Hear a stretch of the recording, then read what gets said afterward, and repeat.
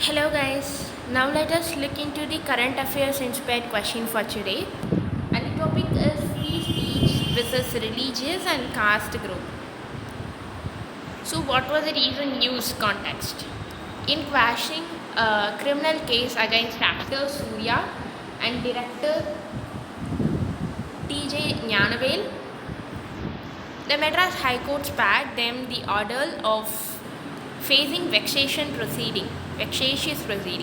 Free speech is constantly under threat from religious and caste groups. So these people they have been um, facing some cases because of the movie which got released recently. And Madras High Court has cancelled that everyone has freedom to express. Now, what is freedom of speech? Article 19.1. It talks about the right to freedom of speech and expression, but how its legal origin, how it began, from where it began. So, but its legacy goes back to the freedom struggle where leaders believed in building a nation with freedom of speech to its citizens. So, basically, our national leaders, freedom fighters, they wanted to create a nation with freedom of speech and expression. And even Article 19, subclass 2, it provides reasonable restriction. For example, in the name of public order, etc. This tells that our right to freedom of speech and expression is not an absolute right. It has some reasonable restriction. The recent controversies which we are seeing today are the for the Dauber ad controversy, in which a lesbian couple they were celebrating a Hindu festival, and people were against that particular ad, and then Fab India ad. This is in this ad for the Bali dress collection they gave Islamic name. So this has also become controversial.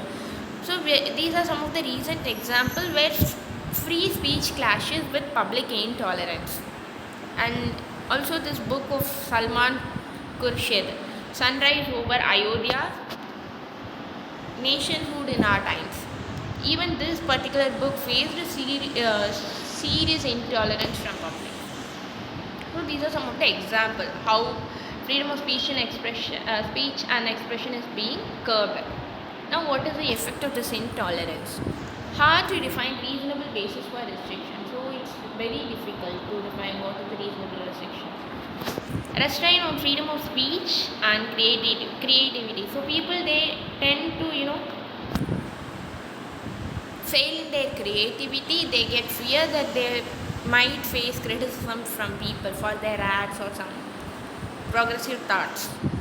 Limit the free flow of progressive idea and thoughts in the society, and hindrances to breaking status quo mentality and limit society from going towards better one. Now, what is this harmonious coexistence of ideas? First of all, the intolerance. The word has been defined as unwillingness to accept views that are different from one person to another. There are three types of intolerance: prejudicial, intuitive, deliberative. Prejudicial is right mindset, intuitive is non-reflective response, and the deliberative is violating moral principles. So these are the three types of intolerance: prejudicial, intuitive, and deliberative. What are the other reasons for intolerance? Communal disharmony and majoritarianism. This conflict of opinions among public is often misused by politicians as their vote bank politics. So what is this harmonious coexistence of ideas? To grow more tolerance of different views, the views should be separated from individuals who hold those views. So the view should be seen as view, and we should not link the individuals and make it as a problem. This approach can act as a way of harmonious existence of ideas. In this way, we get ideas but no hatred to that particular person or community. While it might take time to inculcate it, it's all the more essential to take efforts to protect freedom of speech in the midst of growing intolerance in the society. So we must